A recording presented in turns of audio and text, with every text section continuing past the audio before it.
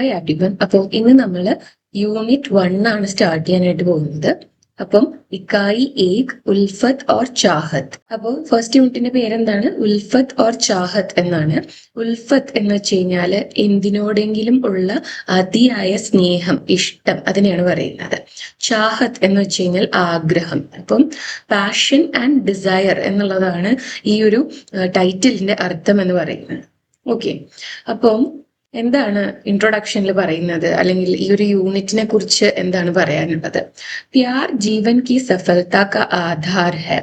അതായത് സഫലത എന്ന് വെച്ച് കഴിഞ്ഞാൽ സക്സസ്, വിജയം. അതിന്റെ ആധാർ എന്ന് പറഞ്ഞാൽ അതിന്റെ ഫൗണ്ടേഷൻ എന്ന് പറയുന്നത് എന്താണ്? പ്യാറാണ്. അപ്പോ സ്നേഹമാണ് ജീവിത വിജയത്തിന്റെ ആധാരം എന്നാണ് പറയുന്നത്. ജീവൻ കാ ഹർ പൽ പ്യാർ സെ പല്ലവിത് ഹോത്താ ഹെ. പൽ എന്ന് പറഞ്ഞു കഴിഞ്ഞാല് നിമിഷം. അപ്പം ജീവൻ കാ ഹർ പൽ എന്ന് വെച്ച് കഴിഞ്ഞാല് ജീവിതത്തിലെ ഓരോ നിമിഷവും പ്യാർ സെ സ്നേഹം കൊണ്ടാണ്, പല്ലവിത് ഹോത്താ ഹെ എന്ന് പറഞ്ഞു കഴിഞ്ഞാല് മുട്ടിടുന്നത്, പൂവണിയുന്നത് എന്നൊക്കെയുള്ള അർത്ഥത്തിലാണ് ഉദ്ദേശിക്കുന്നത്. അതായത് ജീവിതത്തിലെ വളരെ ഇമ്പോർട്ടന്റ് ആയിട്ടുള്ള ഒരു ഫാക്ടറാണ് പ്യാർ എന്ന് പറയുന്നത്, സ്നേഹം എന്ന് പറയുന്നത്. വഹി ഉൽഫത്ത് ഓർ ചാഹത്ത് ഹെ ജോ ജീവൻ കോ ഗതി ദേത്താ ഹെ. അപ്പം നേരത്തെ പറഞ്ഞിരുന്നു എന്താണ്? സ്നേഹമാണ് ജീവിതത്തില് വിജയം കൊണ്ടുവരുന്നത് എന്നുള്ളത്, അല്ലെങ്കിൽ ജീവിത വിജയത്തിന്റെ ആധാരം സ്നേഹമാണ് എന്ന് പറയുന്നത് പോലെ തന്നെ ഉൽഫത്ത് ഓർ ചാഹത്ത് ഹെ, ഈ പറയുന്ന പാഷനും ഡിസയറും ഒക്കെയാണ് ജോ ജീവൻ കോ ഗതി ദേത്താ ഹെ. ഗതി ദേനാന്ന് വെച്ച് കഴിഞ്ഞാല് ജീവിതത്തിൽ ഒരു പേസ് കൊടുക്കുക, ഒരു പുഷ്, ഒരു മൊമെന്റം കൊടുക്കുക, അതിനെയാണ് പറയുന്നത്. അപ്പം സ്നേഹമാണ് ജീവിത വിജയത്തിന്റെ ആധാരം എന്ന് പറയുമ്പോഴും ജീവിതത്തിൽ ഉണ്ടാവേണ്ട വേറെ രണ്ട് കാര്യമാണ് ഈ പറയുന്ന ഉൽഫത്ത്, അതുപോലെ തന്നെ ചാഹത്ത്, പാഷൻ ആൻഡ് ഡിസയർ എന്ന് പറയുന്നത്. അതാണ് ജീവിതത്തെ മുന്നോട്ട് കൊണ്ടുപോകാനായിട്ട് സഹായിക്കുന്നത്. പ്യാർ കി ऐसी कुछ अनमोल घड़ियों से गुजरे. അതായത് സ്നേഹത്തിന്റെ ഇതുപോലത്തെ അൻമോൽ എന്ന് വെച്ച് കഴിഞ്ഞാൽ അമൂല്യമായിട്ടുള്ള, ഘടിയോ സെ ഗുജറെ എന്ന് പറഞ്ഞു കഴിഞ്ഞാൽ നിമിഷങ്ങളിലൂടെ കടന്നു പോകാം എന്നാണ് ഉദ്ദേശിക്കുന്നത്. ഓക്കെ, അപ്പം ഇനി താഴെ പറയുന്നത് ഈ ഒരു യൂണിറ്റിലെ ലേണിംഗ് ഔട്ട്കംസ് ആണ്. അധികം ഉദ്ദേശ്യം എന്ന് പറഞ്ഞു കഴിഞ്ഞാല് ലേണിംഗ് ഒബ്ജക്റ്റീവ്സ് എന്നുള്ളതാണ്. ഓക്കെ, അപ്പം ഛായാവാദി കവിത का आशय समझना, उसका विश्लेषण करना, छायावादी काव्य धारा की भावगत और शैलीगत विशेषताओं को पहचानना, कविता के भाव की व्याख्या करना तथा ആസ്വാദൻ ടിപ്പണി തയ്യാർ കർണ. അപ്പൊ ഇവിടെ ഉദ്ദേശിക്കുന്നത് ഫസ്റ്റ് ചാപ്റ്റർ എന്ന് പറയുന്നത് ഒരു ഛായാവാദി കവിതയാണ്. അപ്പൊ ആ ഒരു ചാപ്റ്റർ കൊണ്ട് ഉദ്ദേശിക്കുന്നത് എന്താണ്? ഛായാവാദി കവിതയുടെ ആശയ സമജ്ന എന്ന് വെച്ച് കഴിഞ്ഞാൽ ആശയം മനസ്സിലാക്കുക, ഉസ്ക വിശ്ലേഷൺ കർണ, അതിനെ അനലൈസ് ചെയ്യുക. വിശ്ലേഷൺ കർണ എന്ന് വെച്ച് കഴിഞ്ഞാൽ അനലൈസ് ചെയ്യുക. ഛായാവാദി കാവ്യധാരാക്കി ഭാവഗത് और शैलीगत विशेषताओं को पहचानना. അതായത് ഈ ഛായാവാദി കവിതകളുടെ എന്താണ് ഭാവഗത് ഓർ ശൈലിഗത് എന്ന് പറഞ്ഞു കഴിഞ്ഞാല്, ഭാവഗത് എന്ന് പറയുമ്പോൾ അതിന്റെ തീമുമായി ബന്ധപ്പെട്ട, അതുപോലെ തന്നെ ശൈലിഗത് എന്ന് വെച്ച് കഴിഞ്ഞാൽ അതിന്റെ ശൈലിയുമായിട്ട്. ഈ ഛായാവാദി ആയിട്ടുള്ള കവിതകളുടെ വിശേഷതകള് പെഹചാന എന്ന് വെച്ചാൽ ഐഡന്റിഫൈ ചെയ്യുക, അതിന്റെ തീം, അതുപോലെ തന്നെ അതിന്റെ ആ ഫോർമാറ്റ്, ആ കവിത രചിച്ചിട്ടുള്ള രീതിയൊക്കെ മനസ്സിലാക്കുക. അതുപോലെ കവിത കി ഭാവ് കി വ്യാഖ്യ കർണ തഥാ ആസ്വാദൻ ടിപ്പണി തയ്യാർ കർണ. അതുപോലെ തന്നെ ആ കവിതയുടെ അർത്ഥം അത് വ്യാഖ്യാനിക്കുക, അത് എക്സ്പ്ലെയിൻ ചെയ്യുക, അതുപോലെ തന്നെ ആസ്വാദൻ ടിപ്പണി എഴുതാനായിട്ട് പഠിക്കുക. ഇതൊക്കെയാണ് ഫസ്റ്റ് ചാപ്റ്റർ കൊണ്ട് ഉദ്ദേശിക്കുന്നത്. ഇനി സെക്കൻഡ് ചാപ്റ്റർ എന്ന് പറഞ്ഞാല് സമകാലീൻ കഹാനി ക ആശയ ഗ്രഹൺ കർണ. അതായത് മോഡേൺ ഡേ സ്റ്റോറീസ്, സമകാലീൻ എന്ന് വെച്ച് കഴിഞ്ഞാൽ എന്താണ്? ഇപ്പോൾ നടക്കുന്ന അല്ലെങ്കിൽ റെലവെന്റ് ആയിട്ട് കഹാനി എന്ന് പറഞ്ഞാൽ എന്താണ്? സ്റ്റോറി, അതിന്റെ ആശയം ഗ്രഹിക്കുക.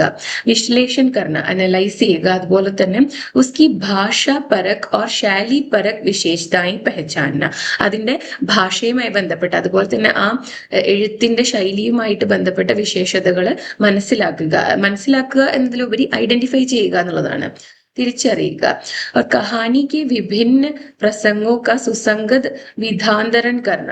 അതായത് ഈ സ്റ്റോറിയുടെ പല പല സന്ദർഭങ്ങൾ ഉണ്ടല്ലോ, അതിന്റെ വിധാന്തരൻ കർണ എന്ന് വെച്ച് കഴിഞ്ഞാല് ജോൺറ ട്രാൻസ്ഫോർമേഷൻ നടത്തുക. അതായത് ഇപ്പം ഫോർ എക്സാമ്പിൾ ഇപ്പോൾ സ്റ്റോറിയിൽ നിന്നുള്ള ഒരു ഭാഗം എടുത്തിട്ട് അതിനെ നാടകമാക്കി മാറ്റുക. ഒരു ടൈപ്പ് ഓഫ് ലിറ്ററേച്ചറിനെ വേറൊരു രീതിയിലേക്ക് മാറ്റുക, അതൊക്കെ ഈ ചാപ്റ്ററിൽ നിന്ന് പഠിക്കും എന്നാണ് പറയുന്നത്. ഇനി അടുത്തത് വ്യംഗ്യ ലേഖ का आशय ग्रहण करना, विश्लेषण करना, उसकी भाषागत तथा शैलीगत विशेषताएं समझना और लेख के विभिन्न प्रसंगों का സുസംഗത് വിദ്ധാന്തരം കർണ. അപ്പോൾ നേരത്തെ ചാപ്റ്ററിൽ പറഞ്ഞ പോലെ തന്നെയാണ് മൂന്നാമത്തെ ചാപ്റ്റർ എന്ന് പറയുന്നത് ഒരു വ്യംഗ്യമാണ്, അതായത് ഒരു സെറ്റയർ ആണ്.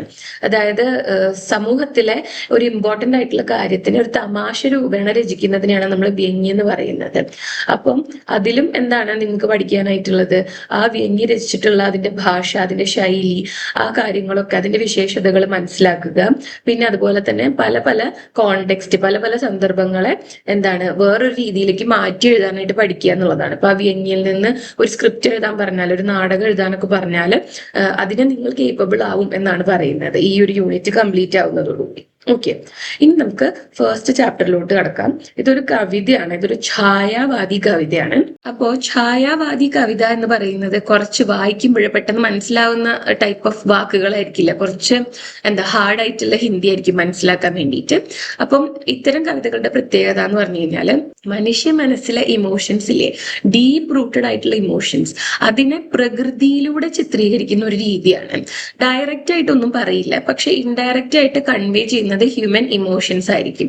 കവികൾ പറയുന്നത് പ്രകൃതിയിലെ കാര്യങ്ങളെ കുറിച്ചിട്ടായിരിക്കും കവിതയില്, പക്ഷെ അതിന്റെ ഉള്ളിലെ അർത്ഥം ഒരു ഹ്യൂമൻ ഇമോഷനായിട്ട് കണക്റ്റഡ് ആയിരിക്കും. ഓക്കെ, അപ്പൊ നമുക്ക് നിർജ്ജർ എന്നുള്ള ഈ ഒരു ഛായാവാദി കവിത നോക്കാം. ഇത് രചിച്ചിട്ടുള്ളത് ആരാണ്? രാംകുമാർ വർമ്മജിയാണ്. ഓക്കെ, നിർജ്ജർ രാംകുമാർ വർമ്മ.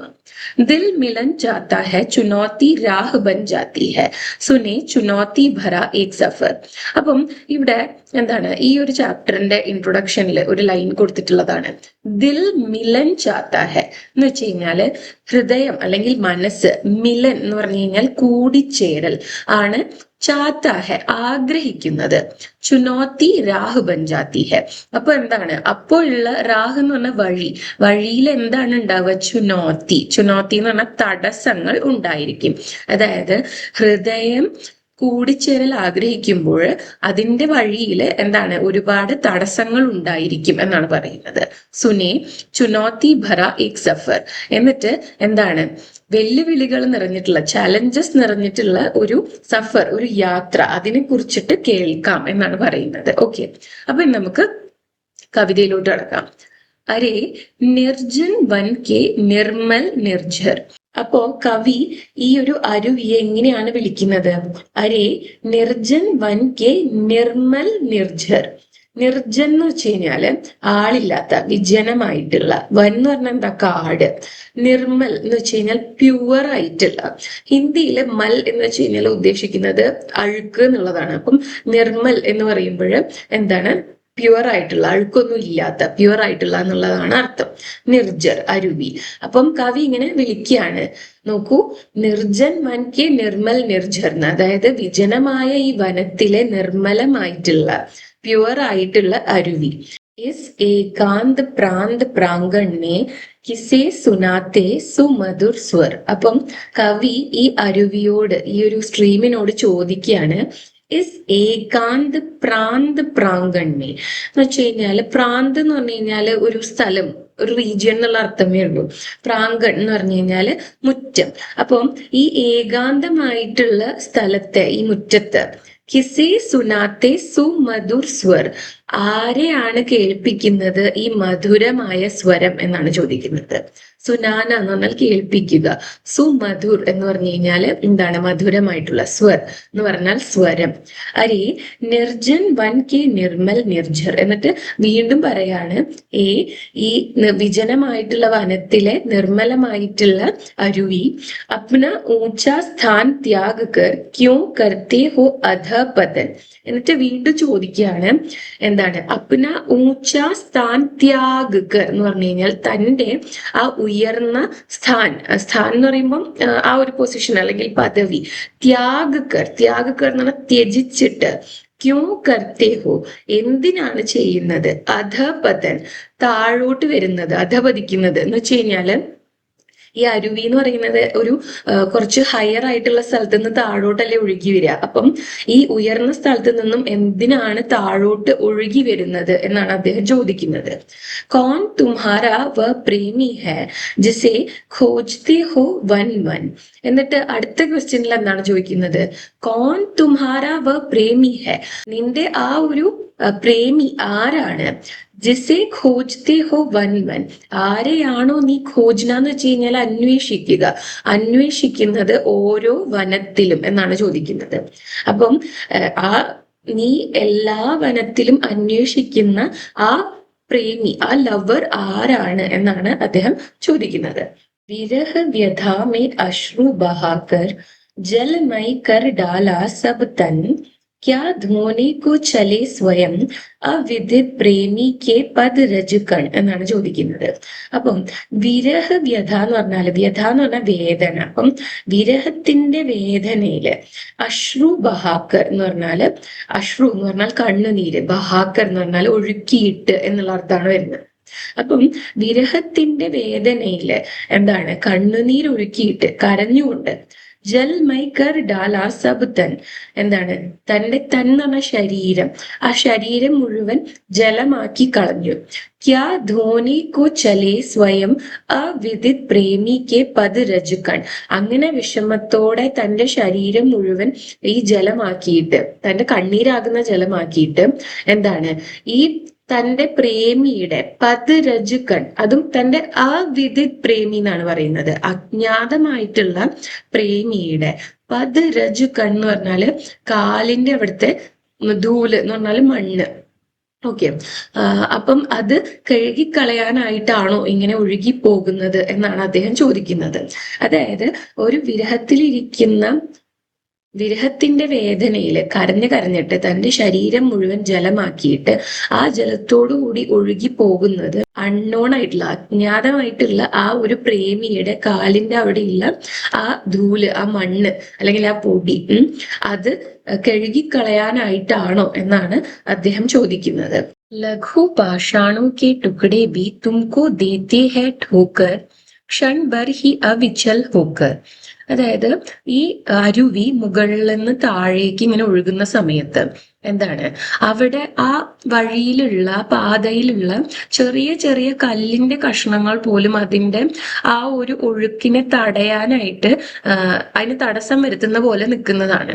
അപ്പം ലഘു പാഷാണു കി ടുക്കടെ ബി എന്ന് പറയുമ്പോൾ ചെറിയ ചെറിയ, ലഘു എന്ന് പറഞ്ഞാൽ ചെറിയ, പാഷാൺ എന്ന് പറഞ്ഞു കഴിഞ്ഞാല് കല്ല്, അതിന്റെ ടുക്കടെ എന്ന് പറഞ്ഞാൽ കഷ്ണങ്ങള്. തുംകു ദേത്തെ ഹെ ഠോക്കർ, അതായത് നിന്റെ ആ ഒഴുക്കിനെ ഇട്ട് കൂട്ടിമുട്ടുന്നു. ഠോക്കർ ദേന, ടക്കർ ദേന എന്നൊക്കെ പറഞ്ഞു കഴിഞ്ഞാൽ കൂട്ടിയിടിക്കുന്നതിനാണ് പറയുക.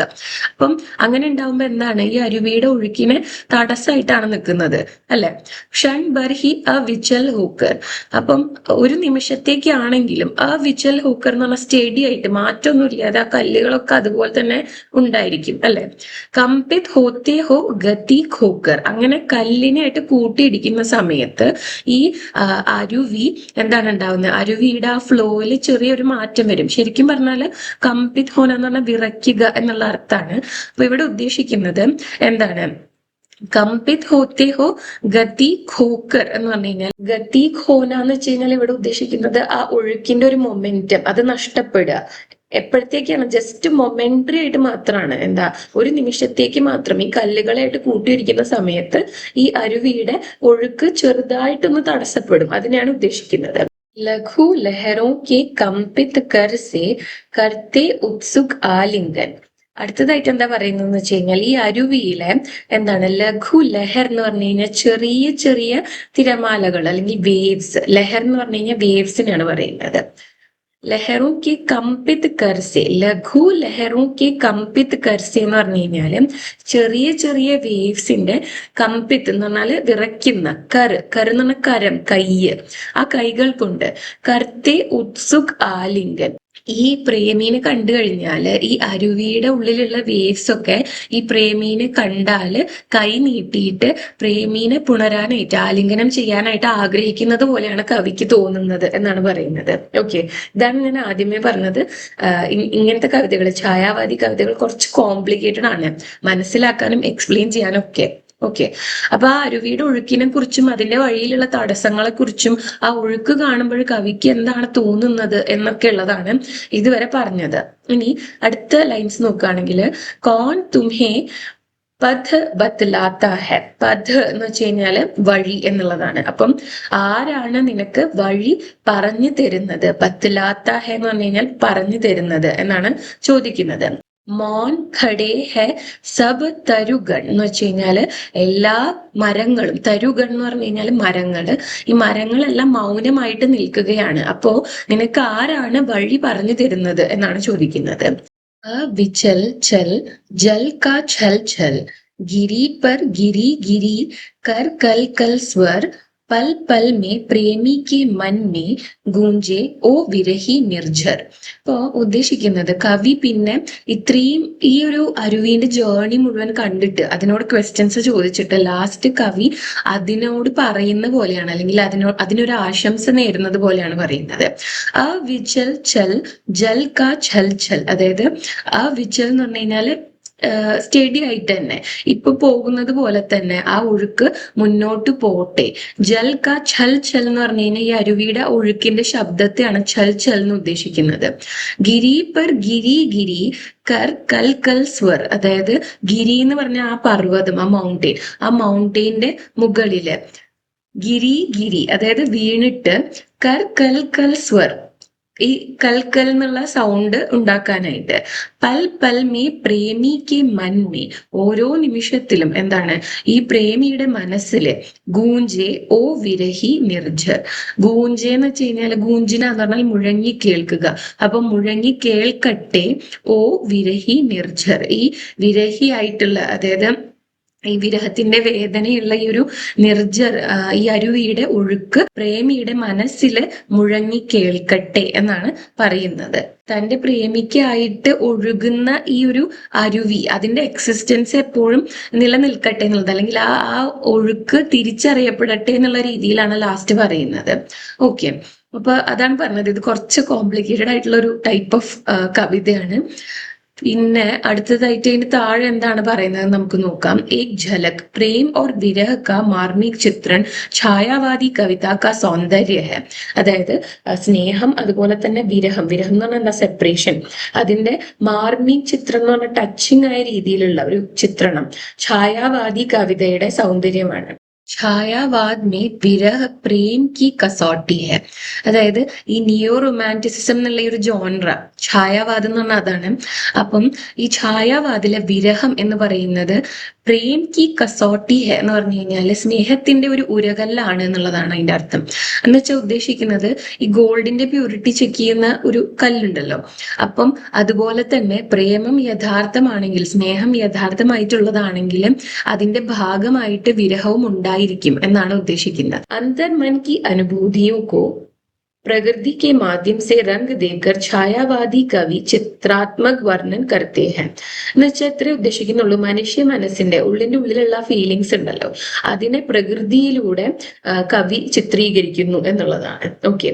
രംഗ് ദേന എന്ന് വെച്ചാൽ കളർ ചെയ്യുക എന്നുള്ളതാണ്. അതായത് ഇത് വായിക്കുന്ന സമയത്ത് മനുഷ്യരുടെ മനസ്സിലുള്ള കോൺഫ്ലിക്റ്റ്, വേദന, സ്നേഹം, ഇങ്ങനത്തെ ഫീലിങ്സ് ഒക്കെ പെട്ടെന്ന് നമുക്ക് മനസ്സിലാക്കാൻ പറ്റും എന്നാണ് ഉദ്ദേശിക്കുന്നത്. അങ്ങനത്തെ ഒരു കാവ്യ രീതിയാണ്, അതായത് പ്രകൃതിയിലൂടെ മനുഷ്യ മനസ്സിലെ ഫീലിങ്സ് ചിത്രീകരിക്കുന്ന ഒരു രീതിയാണ് ഛായാവാദം എന്ന് പറയുന്നത്.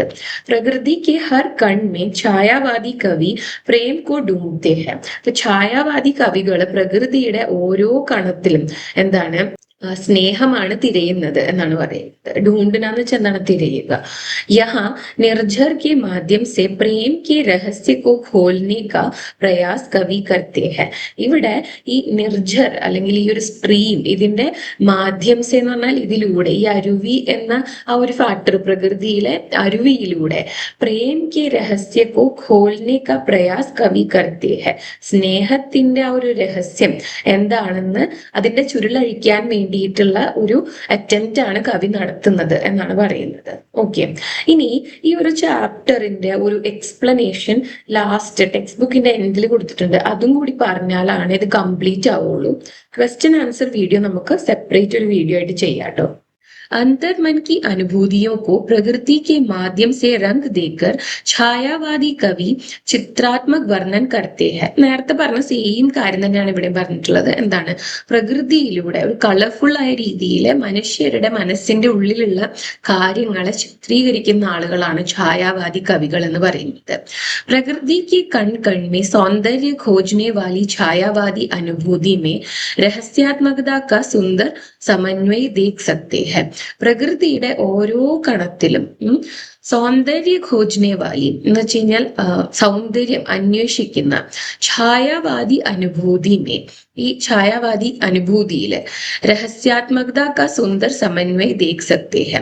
അതായത് രഹസ്യാത്മകതയുടെയും ഒരു സുന്ദരമായിട്ടുള്ള സമന്വയം കാണാനായിട്ട് കഴിയും എന്ന് പറഞ്ഞാൽ ഉദ്ദേശിക്കുന്നത് എന്താണ്, പ്രകൃതിയും സ്നേഹവും രഹസ്യാത്മകതയും ഒന്നിച്ചിട്ടുള്ള ഒരു കവിത രചനാ രീതിയാണ് ഛായാവാദം എന്ന് പറയുന്നത്. ഒരിക്കലും ഡയറക്റ്റ് ആയിട്ട് ഒരു ഫീലിങ്ങിനെ കുറിച്ച് കവികൾ എക്സ്പ്രസ് ചെയ്യില്ല.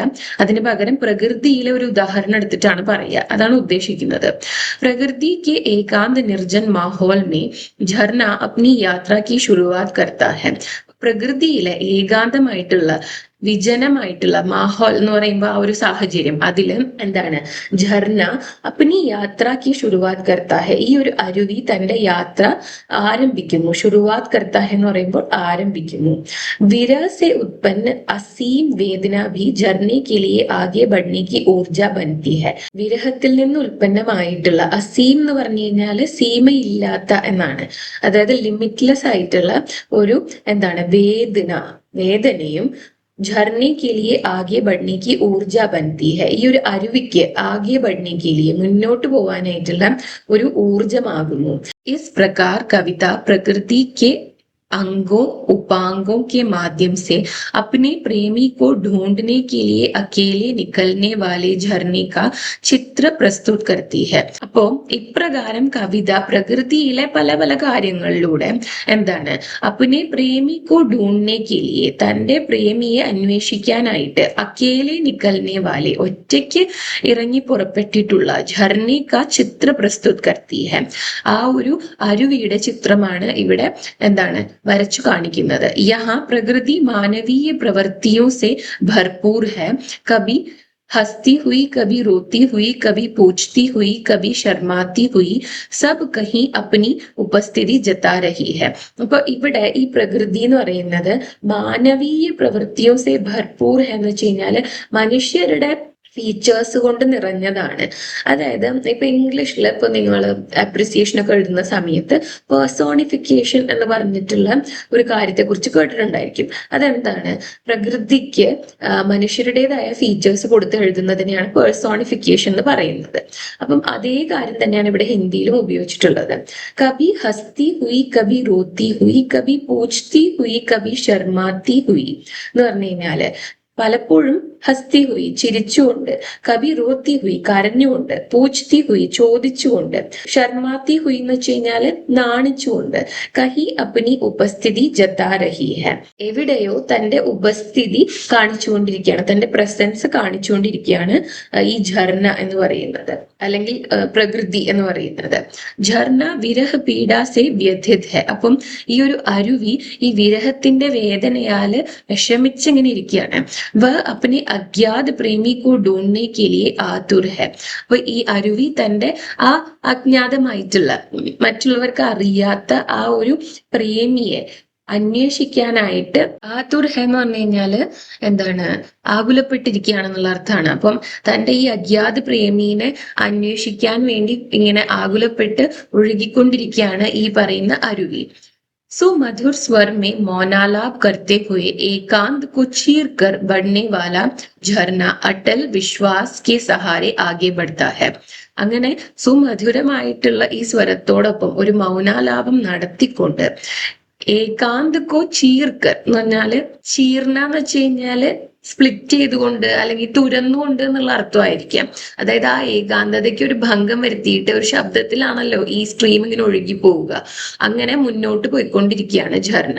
അടൽ വിശ്വാസ് കെ സഹാരെ ആകെ ബഡ്താ ഹെ. അങ്ങനെ ഈ ഒരു അരുവി മുന്നോട്ട് ഒഴുകുന്നത് എന്താണ്? അടൽ വിശ്വാസ് എന്ന് പറഞ്ഞു കഴിഞ്ഞാല് സ്റ്റേൺ ആയിട്ടുള്ള, മാറ്റമില്ലാത്ത എന്താണ്, വിശ്വാസത്തോടു കൂടിയാണ് മുന്നോട്ട് പോകുന്നത്.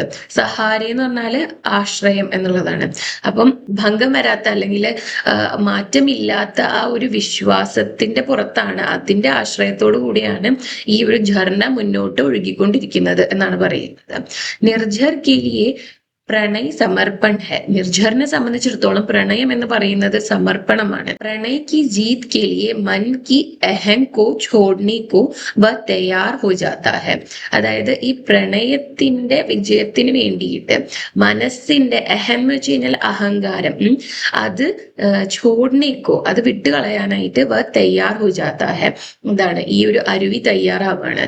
ഉസ്കെ ലിയെ പ്രണയ് ഏക് സംവേദനാത്മക് ലഗാവ് ഹെ ജിസ്കി നീവ് വിശ്വാസ് പർ ആധാരിത് ഹെ.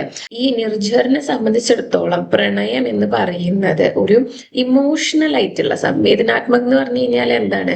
ഇമോഷൻസിനെ സംബന്ധിച്ച കാര്യത്തിനാണ് നമ്മൾ സംവേദനാത്മകം എന്ന് പറയുന്നത്. ഒരു ലഗാവ് എന്ന് പറഞ്ഞാൽ ഒരു അഫെക്ഷൻ, ഒരു വാത്സല്യം, ഒരു താല്പര്യം. ജിസ്കി നീവ് വിശ്വാസ് പർ ആധാരിത് ഹെ. അതിന്റെ അടിസ്ഥാനം എന്ന് പറയുന്നത് എന്താണ്? വിശ്വാസാണ്. അതായത് വിശ്വാസത്തിൽ അധിഷ്ഠിതമായിട്ടുള്ള ഒരു ഫീലിംഗ് അല്ലെങ്കിൽ ഒരു ഇമോഷൻ ആണ് സ്നേഹം. ആരെ സംബന്ധിച്ച്? ഈ നിർജറിനെ സംബന്ധിച്ച്. ഝർനെ കാ സച്ച പ്രണയ് വിഘ്നോ കി ആകെ അവിചൽ രഹനെ കോ താക്കത് ദേതാ ഹെ. അപ്പോ ഈ ഝർണയുടെ സച്ച പ്രണയം എന്ന് പറഞ്ഞാല് സത്യമായിട്ടുള്ള, യഥാർത്ഥമായിട്ടുള്ള സ്നേഹം. വിഘ്നോ കി ആകെ, തടസ്സങ്ങളുടെ മുന്നില്, അവിചൽ രഹനേക്ക്, അതായത് മാറ്റം ഒന്നും കൂടാതെ സ്റ്റഡി ആയിട്ട് താൻ എന്താണോ വിചാരിച്ചിരുന്നത് അതിനു വേണ്ടി മുന്നോട്ട് പോവാനായിട്ട്. താക്കത്ത് ദേത്താ ഹെ എന്ന് വെച്ചാല് ശക്തി നൽകുന്നു. താക്കത്ത് എന്ന് പറഞ്ഞ സ്ട്രെങ്ത് എന്നുള്ള അർത്ഥമാണ്. ഉസ്കാ കൽ രവ് പ്രിയക്ക് പ്രതി ഉസ്കി പുക്കാർ ഹെ. ആ അരുവിയുടെ ആ കൽ കൽ എന്നുള്ള സൗണ്ടില്ലേ, അതിനാണ് കൽ രവ് എന്ന് പറയുന്നത്. അത് തന്റെ പ്രേമിക്ക് വേണ്ടിയിട്ടുള്ള പുക്കാർ എന്ന് പറഞ്ഞാല് വിളി ആണ് എന്നാണ് പറയുന്നത്. അതായത് ഈ ഝർണ സ്നേഹത്തോടു കൂടി തന്നെ തന്റെ ലവറിനെ വിളിക്കുന്നതാണ് ആ കൽക്കൽ എന്നുള്ള സൗണ്ട് എന്നാണ് പറഞ്ഞു വെക്കുന്നത്.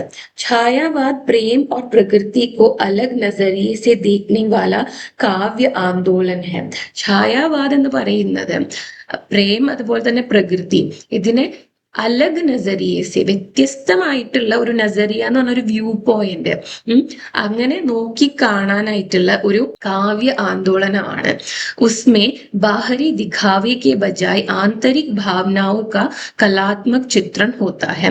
അപ്പൊ അതിലെന്താന്ന് വെച്ച് കഴിഞ്ഞാൽ ബാഹരി ദിഖാവ എന്ന് വെച്ചാൽ പുറമെ കാണുന്ന കാര്യങ്ങളില്ലേ, അതിന് ബജായ് എന്ന് പറഞ്ഞാൽ അതിന് പകരമായിട്ട് ആന്തരിക് ഭാവനാओं का കലാത്മക് ചിത്രം ഹോത്താ ഹെ. മനുഷ്യരുടെ ഉള്ളിലുള്ള, അവരുടെ മനസ്സിന്റെ ഉള്ളിലുള്ള ഫീലിങ്സിനാണ് കൂടുതൽ ഇമ്പോർട്ടൻസ് കൊടുക്കുന്നത് ഈ ഒരു ഛായാവാദം എന്ന് പറയുന്ന കാവ്യ രീതിയിൽ.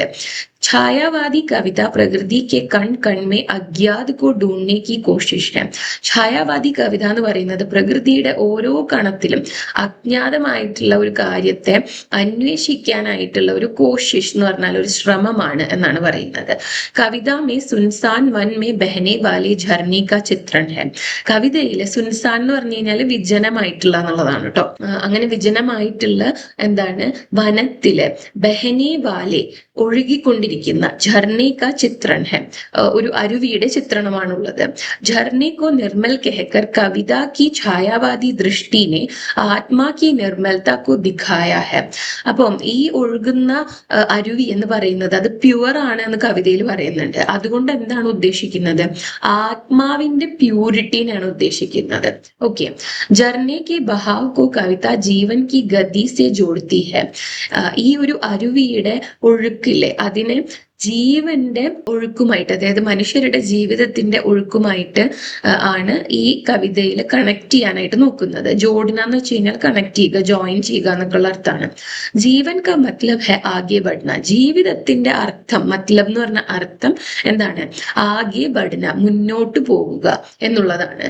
ബാധായി और दर्द जितने भी कठिन क्यों ना हो पद पर अग्रसर होना ही जीवन है. എന്ന് വെച്ച് കഴിഞ്ഞാൽ ഉദ്ദേശിക്കുന്നത് ബാധ എന്ന് പറഞ്ഞാൽ തടസ്സം എന്നാണ് അർത്ഥം. അപ്പം തടസ്സങ്ങളും അതുപോലെ തന്നെ ദർദ് എന്ന് പറഞ്ഞാൽ എന്താണ്, വേദന. ഇതൊക്കെ ജിത്നെ ബി കഠിൻ ക്യോ ന ഹോ, എത്രത്തോളം കഠിനമായതായാലും പദ് പർ അഗ്രസർ ഹോന ഹി ജീവൻ ഹെ, ജീവിതത്തിന്റെ പാതയില് aggressor Ho Naa he Jeevan he, aggressor Ho Naa എന്ന് വെച്ചാൽ മുന്നോട്ട് പോവുക എന്നുള്ളതാണ് ജീവിതം എന്നാണ് ഈ ഒരു കവിതയിലൂടെ നമുക്ക് മനസ്സിലാക്കി തരാനായിട്ട് കവി ശ്രമിക്കുന്നത്. കവിത വിഭിന്ന മാനവീയ ഭാവനാओं को देख सकते हैं. ഈ ഒരു കവിതയില് വിവിധ തരത്തിലുള്ള മനുഷ്യരുടെ ഇമോഷൻസ് കാണാനായിട്ട് പറ്റും. വിരഹ और वेदना से तड़पने के बावजूद प्रिय की तलाश में निकलने वाले झरने का सफर मानव जीवन के അൻവരത് സംഘർഷോ കി യാദ് ദിലാത്ത ഹെ. അതായത് വിരഹം അതുപോലെ തന്നെ വേദന ഇതൊക്കെ ഉണ്ടായിട്ടും അതിലൊക്കെ തടപ്നേക്ക് ബാവജൂദ് എന്ന് വെച്ച് കഴിഞ്ഞാൽ അതിലൊക്കെ പെട്ടിട്ട് എന്താണ് അത്രയും വേദനിച്ച്, തടപ്ന എന്ന് വെച്ച് കഴിഞ്ഞാൽ സഫർ ചെയ്യുക എന്നുള്ളൊരു അർത്ഥമാണ്. അപ്പം വിരഹവും വേദനയും കൊണ്ട് അത്രയും സഫർ ചെയ്തിട്ടും കെ ബാവജൂദ് എന്ന് പറഞ്ഞാൽ ഇത്രയൊക്കെ ഉണ്ടായിട്ടും പ്രിയ കി തലാഷ് മേ നിക്കൽനെ വാലെ ഝർനെ കാ സഫർ മാനവ് ജീവൻ കെ അൻവരത് സംഘർഷോ കി യാദ് ദിലാത്ത ഹെ എന്ന് പറഞ്ഞു കഴിഞ്ഞാല് ഇങ്ങനെ കാണുന്ന ഈ ഒരു കവിതയില് ഇത്രയും വേദനയൊക്കെ ഉണ്ടായിട്ട് മുന്നോട്ട് പോകുന്ന ഒരു എന്താണ് അരുവിനെയാണ് കാണിച്ചിട്ടുള്ളത്. ഇതെന്താണ് മനുഷ്യ ജീവിതത്തിലുള്ള പലതരം സംഘർഷങ്ങളെയാണ് ഓർമ്മിപ്പിക്കുന്നത് എന്നാണ് പറയുന്നത്. ഓക്കെ, തലാഷ് കർണ എന്ന് വെച്ച് കഴിഞ്ഞാലും അന്വേഷിക്കുക എന്നുള്ള അർത്ഥമാണ് കേട്ടോ. സംഘർഷോ സെ ജൂജ്ത്തെ വ്യക്തി കെ സമാൻ വ പ്രശ്ന ഉഠാത്ത ഹെ, സംഘർഷങ്ങളിലൂടെ കടന്നു പോകുന്ന അതിലൂടെ വലയുന്ന, ജൂജന എന്ന് വെച്ച് കഴിഞ്ഞാൽ വലയുക, ബുദ്ധിമുട്ടുക എന്നുള്ള അർത്ഥമാണ്. അങ്ങനെയുള്ള ഒരു വ്യക്തിയെ പോലെ തന്നെ പല പ്രശ്ന ഉഠാത്ത ഹെ എന്ന് പറഞ്ഞു കഴിഞ്ഞാൽ പല ക്വസ്റ്റ്യൻസ് ചോദിക്കുന്നുണ്ട്. ഭട്ടക്ത രഹത്ത ഹെ എന്താണ് അലഞ്ഞു തിരിയുന്നുണ്ട്.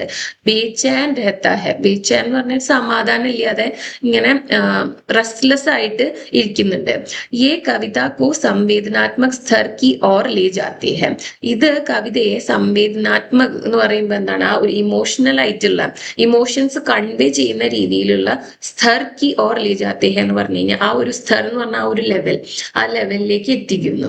നിർജർ കാ അപ്നെ പദ് സെ തോടാ ഭട്ടക്ന സംഘർഷ കി രാഹ് മേ ഫസേ ഹുए വ്യക്തി കി വിഹ്വൽത ഹെ. അപ്പോ കല്ലുകളൊക്കെ ആയിട്ട് കൂട്ടിമുട്ടുന്ന സമയത്ത് ഈ നിർജർ കുറച്ചു സമയം എന്താണ് ഇങ്ങനെ അതിന്റെ ആ ഒരു ഡയറക്ഷനിൽ നിന്ന് ചെറിയ മാറ്റം അല്ലെങ്കിൽ ആ ഒഴുക്കിൽ ചെറിയ ഒരു വ്യത്യാസം വരുന്നുണ്ട് എന്ന് കാണിക്കുന്നുണ്ടല്ലോ ഈ കവിതയില്. അപ്പം അത് എന്ന് പറയുന്നത് എന്താണ് സംഘർഷങ്ങളില് പെട്ടുകിടക്കുന്ന വ്യക്തികളുടെ ആകുലതയാണ് ചിത്രീകരിക്കുന്നത്. വിഹ്വൽത എന്ന് വെച്ചാൽ ഉദ്ദേശിക്കുന്നത് അതന്നെയാണ്.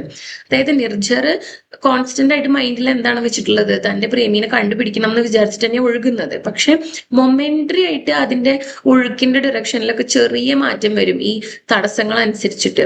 അപ്പൊ അങ്ങനെ ചെറുതായിട്ട് വരുന്ന ആ സ്പീഡിൽ വരുന്ന വ്യത്യാസം അല്ലെങ്കിൽ അതിന്റെ ഒഴുക്കിൽ വരുന്ന വ്യത്യാസം ഒക്കെ എന്താണ് മനുഷ്യരും ഇതുപോലെ പല സംഘർഷങ്ങളിലൂടെ കടന്നു പോകുമ്പോൾ അവർക്ക് ഉണ്ടാകുന്ന ആകുലതയാണ് റെപ്രസെന്റ് ചെയ്യുന്നത് എന്നാണ് ഉദ്ദേശിക്കുന്നത്.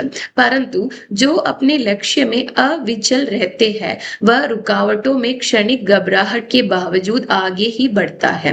പക്ഷേ പരന്തു എന്ന് പറയുമ്പോൾ എന്താണ്, പക്ഷേ ജോ അപ്നി ലക്ഷ്യമേ അവിചൽ രഹത്തെ ഹൈ, അതായത് തങ്ങളുടെ ലക്ഷ്യത്തിൽ അത്രയും ഫിക്സ്ഡ് ആയിട്ട് അത്രയും കോൺസെൻട്രേറ്റഡ് ആയിട്ടുള്ള ആളുകൾ. വിച്ചൽ എന്ന് പറഞ്ഞു കഴിഞ്ഞാല് വിച്ചലിത് ഹോന എന്ന് പറഞ്ഞു കഴിഞ്ഞാല് ഡിസ്റ്റർബ്ഡ് ആവുക അല്ലെങ്കിൽ ഡിറക്ഷൻ മാറ്റുക എന്നൊക്കെ ഉള്ള അർത്ഥത്തിലാണ്. ഒരു ചേഞ്ച് വരുന്നുണ്ട്. വിച്ചൽ എന്ന് പറഞ്ഞു കഴിഞ്ഞാൽ കോൺസ്റ്റന്റ് ആയിട്ട് അങ്ങനെ തന്നെ നിൽക്കുക എന്നുള്ളതാണ്, സ്റ്റഡി ആയിട്ട്. അപ്പം ചെറിയ ചെറിയ പ്രശ്നങ്ങളൊക്കെ വന്നാലും തങ്ങളുടെ ലക്ഷ്യത്തില് അത്രയും കോൺസെൻട്രേറ്റഡ് ആയിട്ട് നിൽക്കുന്ന ആളുകളുണ്ടല്ലോ. വ റുക്കാവട്ടോ മേ ക്ഷണിക് ഗബ്രാഹട്ട് കെ ബാവജൂദ്, അവരുടെ ആ വഴിയിൽ വരുന്ന റുക്കാവട്ട് എന്ന് പറഞ്ഞ തടസ്സം, ആ തടസ്സത്തിൽ ഉണ്ടാകുന്ന ക്ഷണിക് ഗബ്രാഹട്ട് കെ ബാവജൂദ്, ക്ഷണികമായിട്ടുള്ള മൊമെന്ററി ആയിട്ടുള്ള എന്താണ് ഘബ്രാഹട്ട്, ആ ഒരു ടെൻഷൻ, ആ ഒരു ആകുലത ഒക്കെ के बावजूद എന്ന് വെച്ച് കഴിഞ്ഞാല് അതെല്ലാം ഉണ്ടായാലും ആകെ ഹി ബഡ്താ ഹെ, മുന്നോട്ട് തന്നെയാണ് പോകുന്നത്. झरने की यात्रा में सुनने वाला सुमधुर कलनाद संघर्षरत मानव के भीतर की आशा की पुकार है.